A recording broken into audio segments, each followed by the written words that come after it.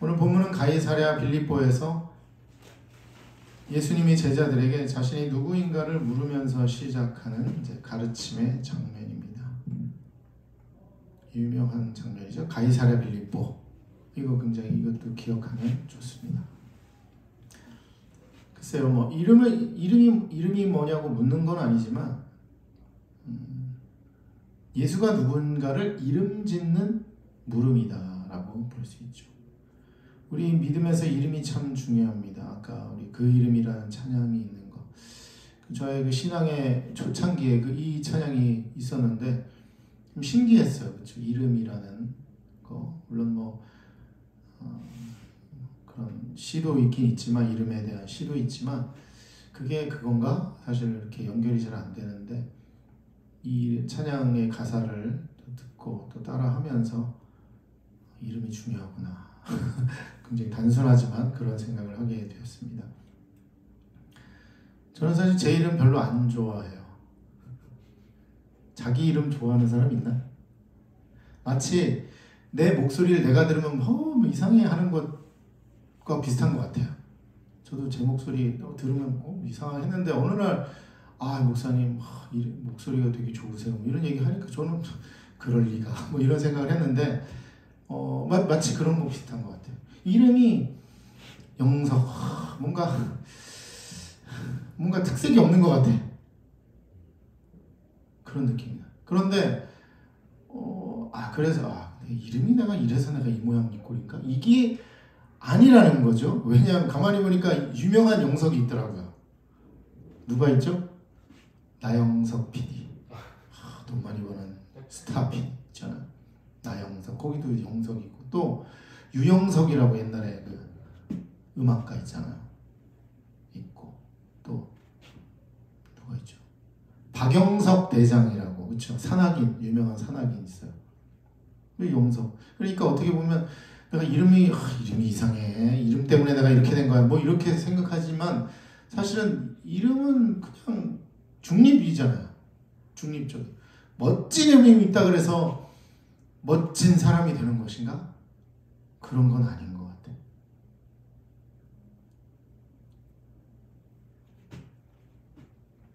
멋진 의미라도 누군가는 살인자가 될 수 있고 누군가는 사기꾼이 될 수가 있는 건데 오늘의 이름이 어떤 이름인가? 예수라는 이름, 물론 예수라는 이름 안에는 이제 구원자와 어떤 기름 부음 받은 자 뭐 그런 것들이 다 포함되어 있으니까 그 이름에 의미가 있는. 근데 사실은 그것도 우리가 그 이름에 대한 의미를 발견하고 그대로 그것을 인정해 주니까 그렇게 되는 거지. 예수란 이름이 사실 그 당시에 엄청 많았던 사람이잖아요. 그거 아시죠? 유대 예수라는 이름이 엄청 많았던, 개똥이랑 비슷한 이름이었던 것 같아요. 그러니까 개똥이도 그래요. 개똥이라는 이름이 그냥 불러지면은 너무 흔한 이름인데 그것을 분석해요. 이거는 개고 이건 똥이다. 더러워 라고 하지만 그냥 너는 개똥이야 그러면 그 의미가 없는 거예요.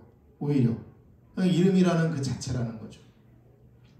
그게 개랑 똥이 합쳐진 개똥인지 아니면 그냥 개똥인지는 우리가 그것을 어떻게 받아들이냐의 태도에 달려있는 거죠. 예수라는 이름도 마찬가지입니다.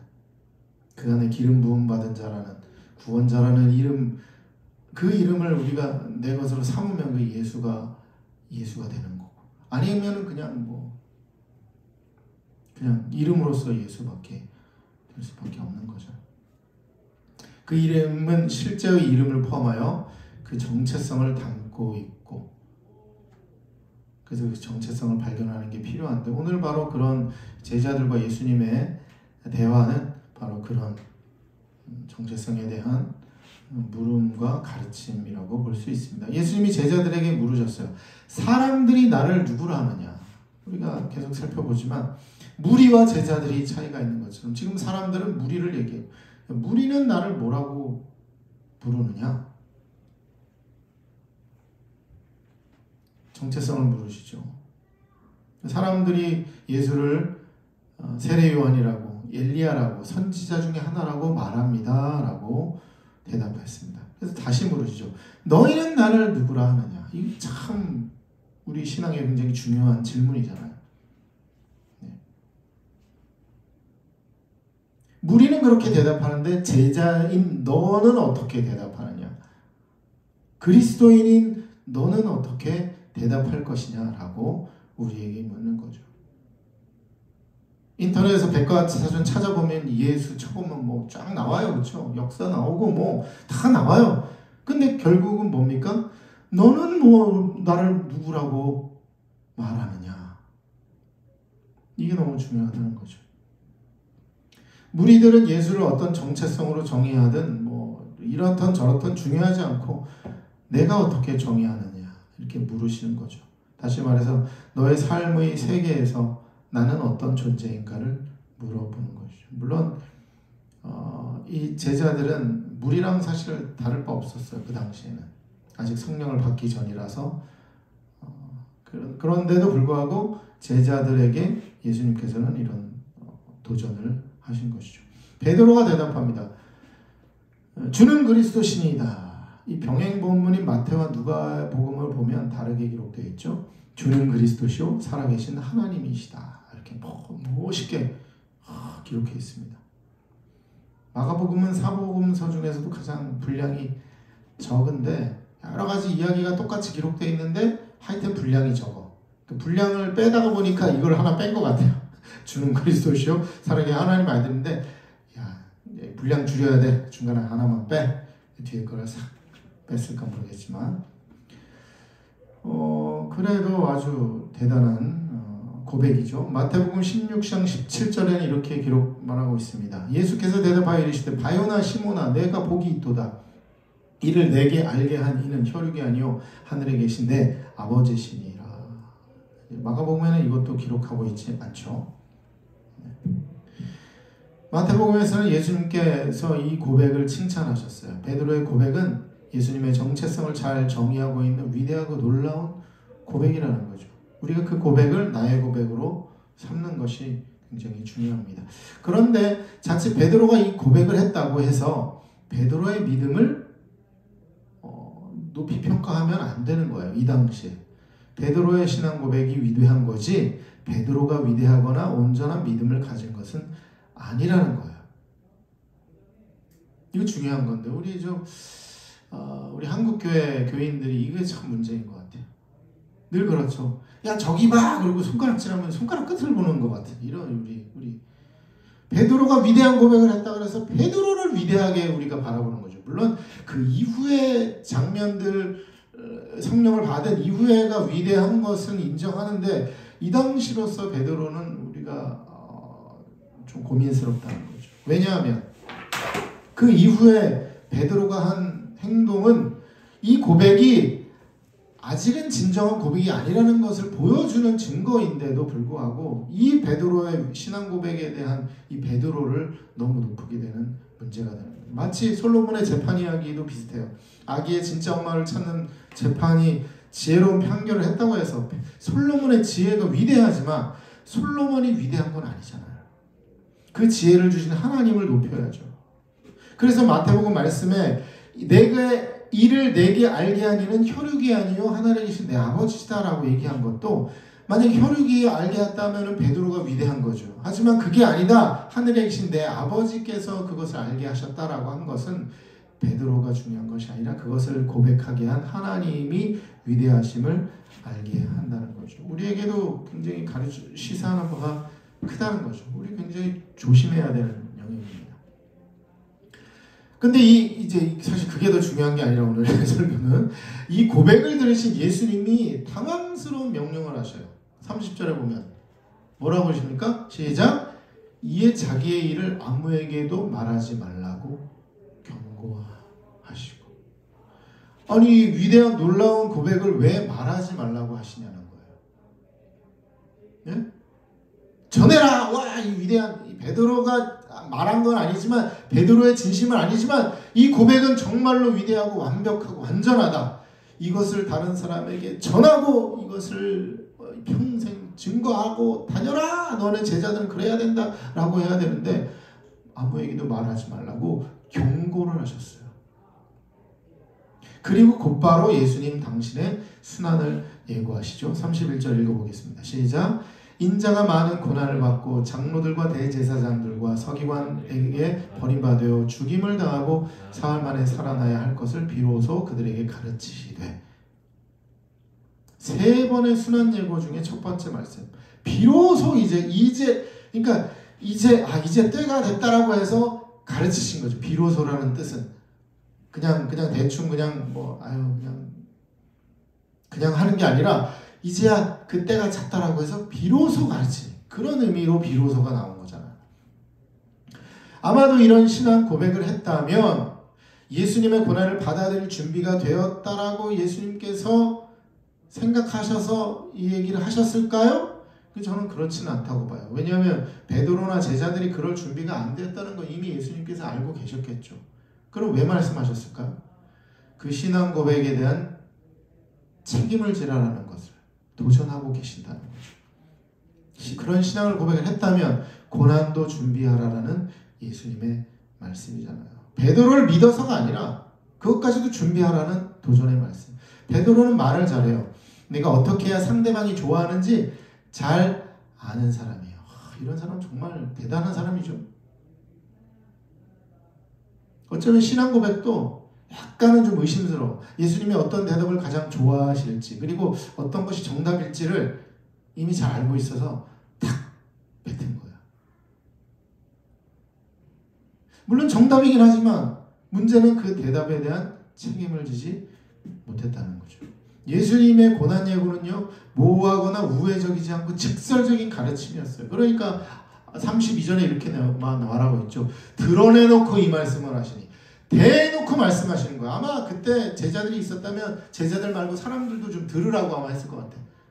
그런 느낌 아니에요? 드러내놓고 이 말씀을 하셨다. 야, 내가 이렇게 해서 고난받고 죽고 살아날 거야. 이게 아니라 야, 내가 고난받고 죽고 살아날 거야. 잘 들어 얘들아. 아유, 저 예수님 딴 사람도 들어요. 우리끼리만 좀 들어요. 아니, 자 들어라. 야, 제자들아. 우리라고 해놓고 왜 이렇게 다른 사람 듣게 만드셔요? 뭐 이런 느낌으로. 이런 느낌인 거죠. 마태복음에서 베드로가 이렇게 항변했어요. 마태복음 16장 22절. 주여 그리마옵소서 이 일이 결코 죽게 미치지 아니하리이다. 마가복음에서는 싹둑싹둑 잘라냈는데 마태복음 그렇게 얘기하고 있어요. 결코 죽게 미치지 아니하리라. 이게 예수님을 위한 것 같지만 이거는 베드로 자신을 위한 거예요. 왜 그럴까요? 내가 이런 신앙 고백을 하고 이렇게 당신을 높였는데 아니 죽고 사흘 만에 살아난다니 말이 되냐고. 사실 사흘 만에 살아난다에 더 이제 마음을 써야 되는데 이미 죽은 거에 있어서 마음이 상해버렸어요. 예수님이 죽으면 일단 안 되거든. 상해버렸어요. 마음이 상하니까 뒤에 얘기를 들을 수가 없는 거예요. 뒤에. 그래서 예수님이 이렇게 말씀하시죠. 33절에 시작. 예수께서 돌이키사 제자들을 보시며 베드로를 꾸짖어 이르시되 사탄아 내 뒤로 물러가라. 내가 하나님의 일을 생각하지 아니하고 도리어 사람의 일을 생각하는도다. 아니 웬만하면 그냥 꾸짖을 텐데 사탄아 내 뒤로 물러가라 이렇게 말씀하실 정도니 글쎄요, 베드로에 대한 실망이기도 하지만 실망이겠죠. 그렇죠? 베드로에 대한 실망이죠. 실망스럽죠. 그렇게까지 위대한 고백을 했는데 이 정도밖에 안 되느냐. 그런데 이해가 되는 건 베드로의 마음은 여전히 예수님이 그런 위대한 고백을 했지만 예수님은 여전히 나에게 이익을 주시는 분이거든요. 좋게 말하면 여호와는 나의 목자시니 내게 부족함이 없으리로다지만 나에게 부족함이 된다면 나는 당신을 버리겠습니다 라고 하는 것을 지금 내보이고 있는 거잖아요. 이게 하나님의 일은 이 고난까지도 받아들이는 것이 하나님의 일인데 사람의 일은 뭐예요? 내 욕구와 욕심은 당신을 통해서 나는 이익을 얻고 싶다라고 하는 거잖아요. 그래서 전체적으로 정리를 해보면 베드로의 신앙 고백은 위대하고 정답이었지만 아무에게도 말하지 말라고 하시고 예수님의 고난에 대해서 오히려 적극적으로 제자들에게 알려주셨습니다. 이거 굉장히 좀 아이러니하죠. 그래서 저는 이런 이 차이를 이렇게 보고 있어요. 이미 우리가 뭐 계속 살펴본 바에서 나오고 있지만 이름은 정체성을 담보하지 않는다는 거죠. 영석. 야, 이 이름 가지고 어떻게 성공하겠어? 이럴 필요가 없다는 거예요. 그냥 영석은 영석일 뿐이에요. 혹자는 영특한 돌이다라고 해석을 하는데 돌석자가 아니거든요. 절대적으로 주석석자인데 금속이에요. 저는 돌 아니에요. 그렇잖아요. 그런 굉장히 객관적이고 가치 중립적인 그 이름이 있는데 그 이름은 이름일 뿐이죠. 이름의 가치를 나타내는 것은 이름에 걸맞는 삶의 태도입니다. 예수께서 그리스도시고 하나님의 아들이라는 위대한 정의를 내렸지만 그 이름 안에 고난도 포함되어 있다는 것을 예수님께서 바로 말씀해 주셨는데 그것을 거부했던 거죠. 베드로는 멋지게 이름을 불렀지만 그 삶을 거부했습니다. 그런 이름이라면 아무에게도 알리지 않는 것이 좋을 것이다. 예수님은 오히려 그렇게 말했어요. 저는 그렇게 봐요. 명목상이란 말이 있죠. 명목상이다. 이름뿐이다. 허울뿐이다. 이런 말이 있잖아요. 이 베드로는 명목상 제자였어요. 이름만 제자였던 것이죠. 그 이름 안에 아무런 힘과 능력이 없고 삶에 헌신이 없는 그런 이름만 제자였던 것입니다. 반면에 하나님의 일은 예수의 이름 안에 고난이 포함되어 있고 그 고난에 동참하는 것인데 베드로는 이것을 완강히 거부했습니다. 그래서 결국 십자가의 고난의 때 예수를 버리고 도망갔죠. 위대한 고백으로 예수의 이름을 불렀지만 고난은 거부한 이름만 제자였던 베드로. 물론 베드로는 이후에 변화되어 성령을 받고 그 스스로 그 고난에 동참하여 거꾸로 십자가에 매달려 순교했다는 전설이 있죠. 이것에 대해서 우리는 베드로 자체를 또 위대하게 볼 수도 있는 것이지만 그 이전의 베드로의 모습은 정말로 처참한 무리와도 같은 모습이었던 것입니다. 오늘 본문에 이어서 우리가 좀 길어가지고 제가 좀 길어서 잘랐지만 예수님의 가르침은 자기를 부인하고 자기 십자가를 지고 예수를 따르라는 내용입니다. 사실 이 세 가지를 연속으로 봐야 되죠. 너네 나를 누구라 하느냐? 난 고날 받을 거다. 자기 십자가를 지고 예수를 따라라. 이 세 가지가 세트죠. 오늘 본문과 일맥상통하고 있습니다. 저는 아까 왜 그 이름을 전하지 말라라고 금하셨는가라는 것, 그 이름에 대한 또 고민을 해보게 됐어요. 한국인은 유명한 이름에 열광하는 경향이 있죠? 유명한 거에. 몇 가지 예가 있어요. 스타벅스 매장 수가 전 세계에서 미국, 중국, 일본에 이어 네 번째로 많은 나라다. 일본하고 거의 비슷해요. 그래서 지금쯤 넘어섰을 수도 있어요. 얼마 전 발표인데 몇 개 차이가 안 났어요. 근데 아시다시피 인구에 비례하여 전 세계에서 가장 많은 매장 수라고 할 수 있죠. 스타벅스 가면 맛있나요? 거기죠. 근데 그 이름에 힘이 있잖아. 이름에 능력이 있어요. 예수 그 이름이 아니라 스벅 그 이름이에요. 스벅 그 이름. 유명함의 마음에 끌리죠. 의류 명품 브랜드가 한국에서 어마어마한 매출을 올리는 거 아시죠? 그렇죠? 뭐 샤넬 이런 거 어마어마하죠. 자세한 예는 들지 않고요. 이탈리아 슈퍼카 람보르기니 아시죠? 집에 하나씩 다 있으시잖아요. 그렇죠? 우리 집에도 한 2대 있는데 작년에 전 세계 판매량 7위를 기록했대요. 우리나라가. 8위는 람보르기니 본산지 이탈리아보다 높은 판매량입니다. 물론 아시겠지만 물론 홍콩이나 이런 데는 조금 특별한 나라니까 거기는 좀 제외하더라도 뭐 인구수 비해 하여튼 뭐 GDP 대비해서 꽤나 높은 순위입니다. 그런 브랜드들의 공통점은 무엇인가요? 이 제품들은 유명해서 실제 가치보다 더 높은 가격을 형성하고 있다는 거죠. 물론 뭐 람보르기니가 그만큼 가치가 글쎄 그건 모르겠어요. 실제의 그러니까 한마디로 원가를 따지면 그렇지 않다는 거죠.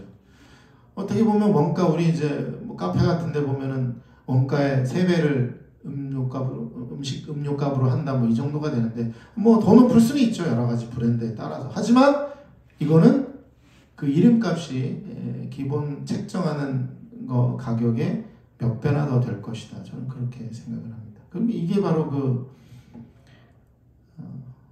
유명 브랜드죠. 그렇죠? 이 유명 브랜드 자체가 나쁘고 좋고를 떠나서 우리 한국인이 거기에 많이 마음을 빼앗기고 있다는 것을 보여주고 있는 것입니다. 그런데 놀랍게도 우리 한국 기독교도 그런 한국인의 성향 그대로 드러내고 있죠.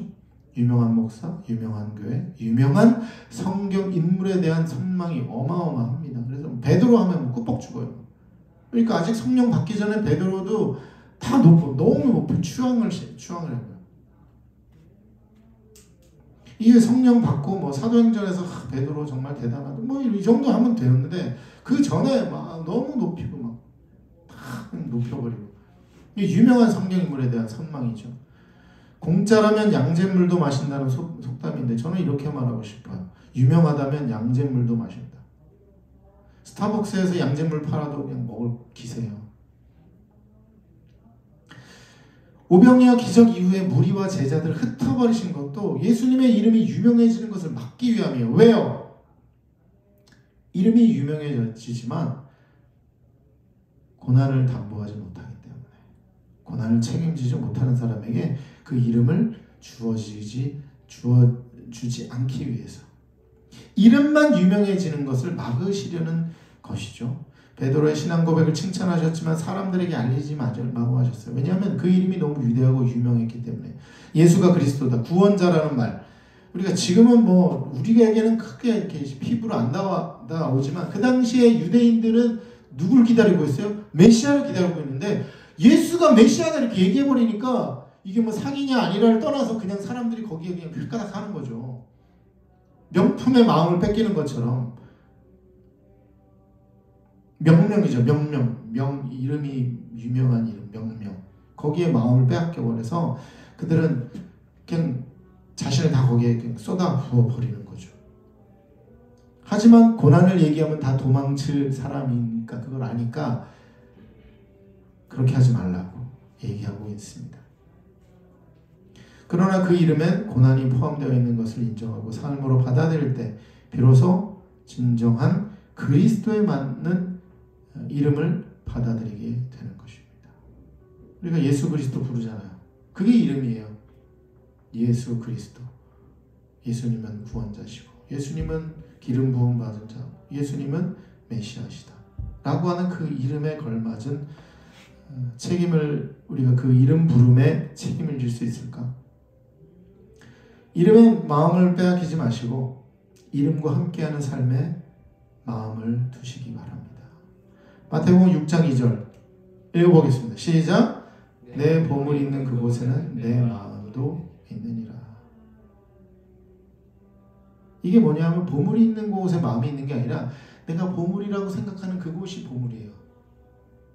그걸 보물이라고 여기면 내가 마음이 거기 있어 버려요. 하지만 진짜 보물에 내 마음을 두게 되면 그것이 진짜 보물이 되게 되는 거죠. 기도하겠습니다.